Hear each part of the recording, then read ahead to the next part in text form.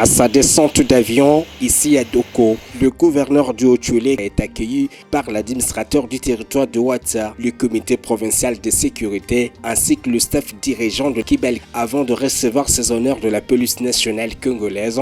Juste après, l'autorité provinciale s'est juste rendue vers le chantier du corridor oriental situé à une dizaine de kilomètres de la cité minière de Dourouba. Ici, le chef de l'exécutif provincial reçoit les moindres détails sur l'exécution de ce projet du siècle pour Jean-Marie Mago, coordonnateur de la Société Générale de Uélé exécutant les travaux. Ce projet est effectivement historique. C'est une grande route qui part de Ombaï, notre frontière avec l'Ouganda, traversant Sururu, Isiro, Bolé, Mambati et Bavazana sur la RN4 en allant avec Kisangani.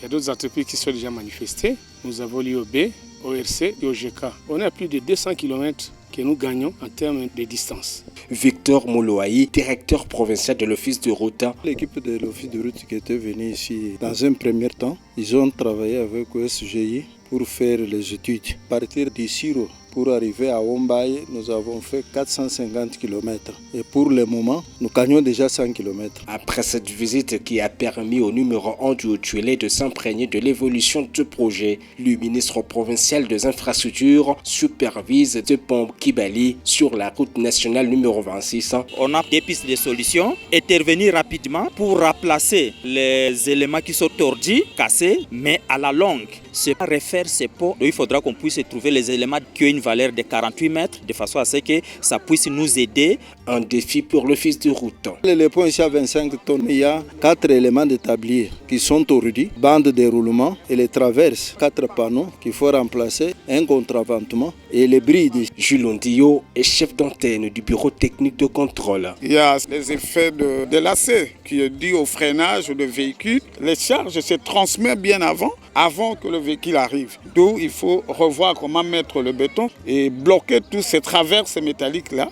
de façon à réduire les surcharges. Pendant ces temps, plus d'1 kilomètre de véhicules bloqués aux abords de cette rivière.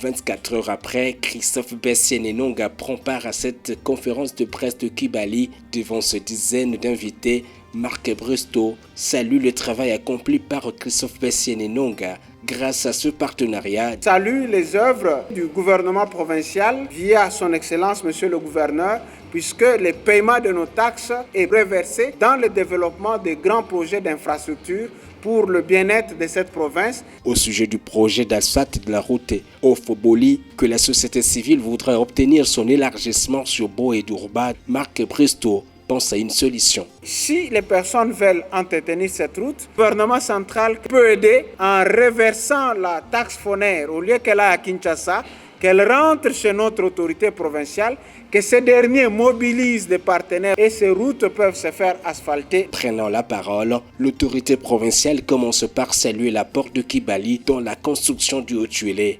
Je félicite l'engagement de Kibali de toujours être disposé à nous parler de ses projets ainsi que ce qu'il a déjà fait. Au sujet de la présence des étrangers dans l'exploitation aurifère, Christophe Bessienenonga brise la glace. Les gouverneurs des provinces ne gèrent pas le secteur des mines. Et une fois que le cadastre minier a donné son quitus à X ou à Y, le gouverneur n'a pas interféré.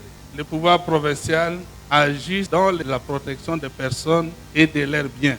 Mais ceux qui sont illicites, nous les combattons. Et pour lui, cette surmédiatisation de la situation n'est qu'une démarche politicienne. C'est mieux que ce que je suis en train de dire soit compris pour que la cabale montée contre les gouverneurs avec des accusations sans fondement puisse cesser. Je veux que la presse en parle parce que mon style était le silence et pendant tout ce temps. Mais aujourd'hui, j'en parle parce que j'en ai marre. Pour la construction de la province, Christophe Bessienenonga mise sur l'implication de tous. Lorsque le chef de l'État dit qu'il fera des millionnaires, ça ne signifie pas qu'il puisera dans la caisse de l'État pour les distribuer aux Congolais. Ceux qui sont entrepreneurs peuvent devenir des millionnaires. Mes chers frères, sous-traitants, participez au développement de la province. C'est en début d'après-midi de dimanche 26 mars 2023 que l'autorité provinciale